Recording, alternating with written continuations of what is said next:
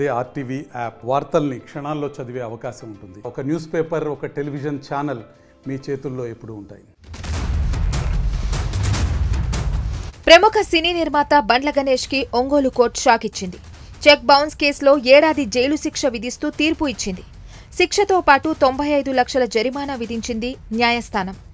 బాధితుడి కోర్టు ఖర్చులు కూడా బండ్ల గణేష్ చెల్లించాలంటూ తీర్పు వెల్లడించింది. 2018లో ప్రకాశం జిల్లా మద్దిరాలపాడుకు చెందిన జానకి రామయ్య అనే వ్యక్తి దగ్గర 95 లక్షల రూపాయలు అప్పు తీసుకున్నాడు బండ్ల గణేష్. అయితే జానకి రామయ్య మరణించడంతో ఆయన తండ్రికి పరమేశ్వర ఆర్ట్స్ ప్రొడక్షన్ పేరుతో 95 లక్షలకి చెక్ ఇచ్చాడు బండ్ల గణేష్. ఈ చెక్ బౌన్స్ కావడంతో జానకి రామయ్య తండ్రి జట్టి వెంకటేశ్వర్లు కోర్టుని ఆశ్రయించాడు. దీనిపై విచారణ చేపట్టిన కోర్టు జైలు శిక్షతో పాటు జరిమానా విధిస్తూ తీర్పు ఇచ్చింది.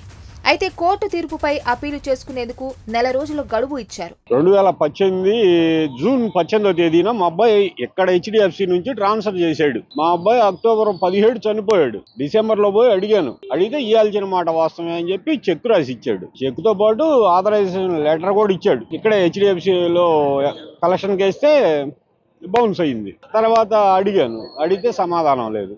ఇంకా కేసు చేశాను. అయితే తీర్పు నేపథ్యంలో ఒంగోలు కోర్టుకు హాజరైన బండ్ల గణేష్ మీడియాకి మాత్రం మొహం చాటేశారు. గతంలోనూ 2017లోనూ సినీ నిర్మాత బండ్ల గణేష్ కు ఎర్రమంజిల్ కోర్టు 6 నెలల జైలు శిక్ష విధించింది. టెంపర్ సినిమాకు కథ అందించిన వక్కంతం వంశీ వేసిన చెక్ బౌన్స్ కేసులో ఈ తీర్పు ఇచ్చారు. అప్పుడు 25 లక్షల రూపాయలకు సంబంధించిన చెక్ బౌన్స్ కేసులో కోర్టు ఈ శిక్ష విధించింది. అయితే బెయిల్ కోసం దరఖాస్తు చేసుకోవడంతో బండ్ల గణేష్ కు షరతులతో కూడిన బెయిల్ ఇచ్చింది న్యాయస్థానం. ఒకప్పుడు సినిమాల్లో చిన్న క్యారెక్టర్లు వేసుకునే బండ్ల గణేష్ ఆ తర్వాత రవితేజ హీరోగా నటించిన ఆంజనేయులు సినిమాతో నిర్మాతగా మారాడు.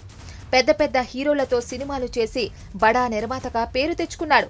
ప్రస్తుతం కాంగ్రెస్ పార్టీలో కీలక నాయకుడిగా కొనసాగుతున్నారు. అలాంటి బండ్ల గణేష్ ఇలా పదే చెక్ బౌన్స్ కేసులో బుక్ కావడం టాలీవుడ్ లో చర్చనీయాంశంగా మారింది.